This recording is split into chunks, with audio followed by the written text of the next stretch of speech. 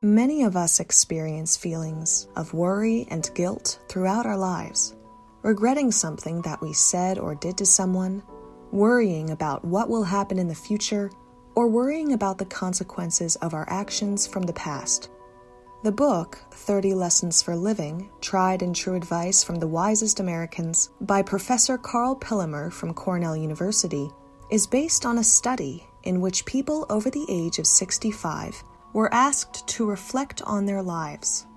They indicated that worry, guilt, and regret caused them the most distress as they looked back. Those working in the emergency services professions are at high risk of encountering worry, guilt, and regret as a result of their job.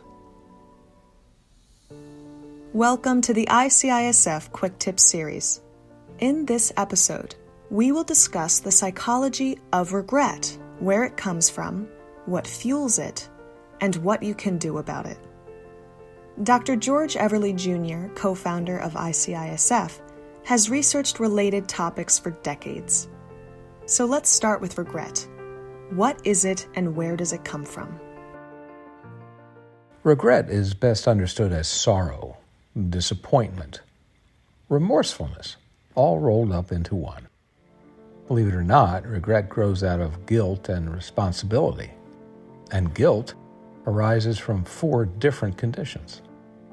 Guilt for doing something, guilt for not doing something, guilt through association, perhaps with some person, place, thing, movement that is deemed undesirable, and something called survivor guilt.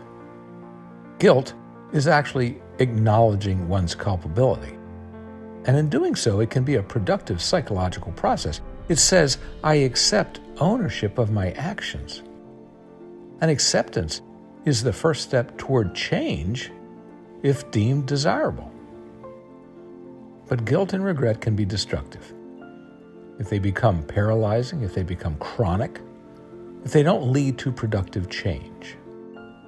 It sounds like there is healthy guilt and destructive guilt. What fuels destructive guilt? Worry fuels destructive guilt. It's like throwing gasoline on a fire. One of my colleagues and I, Dr. Ken Smith, have been doing research for decades now, and we firmly established the relationship between chronic worry and psychological distress and physical illness. We mentioned that feelings of guilt, regret, and worry are commonly experienced by those in emergency services professions.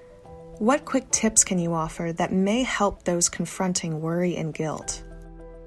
Well, first, determine if you're truly responsible for the action or inaction of concern. Sometimes we accept responsibility because we want to believe we can control all adversities in our lives. Or sometimes we accept responsibility because it's what we or others expect.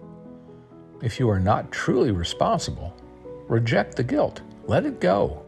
Don't let the expectations of others control your life. Second, if your analysis reveals taking responsibility is warranted, then determine if you're 100% responsible. If you're not 100% responsible, consider the contributing factors. Lessen the burden and diffuse the guilt by sharing it with others who have earned it. Nothing happens in a vacuum. Life is a team sport. Mistakes and wrongdoings are most often a result of interacting factors, a multiplicity of factors. And if you live your entire life without regret, then you've probably lived a fairly boring life. But third, if you determine that the guilt is warranted and you are 100% responsible, then simply own it. Apologize if you can. Try to correct the problem if possible. Then borrow from Maya Angelou and say to yourself, if I had known better, I would have done better. Tomorrow is a new day. Indeed, it's the first day of the rest of your life. Act to prevent it from happening again in the future to you and perhaps others.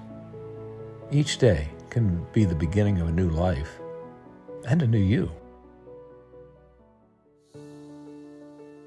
Guilt gives rise to regret.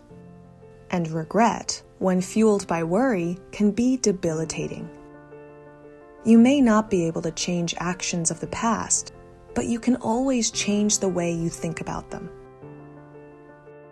Thanks for listening. This is the ICISF Quick Tips series. Until next time.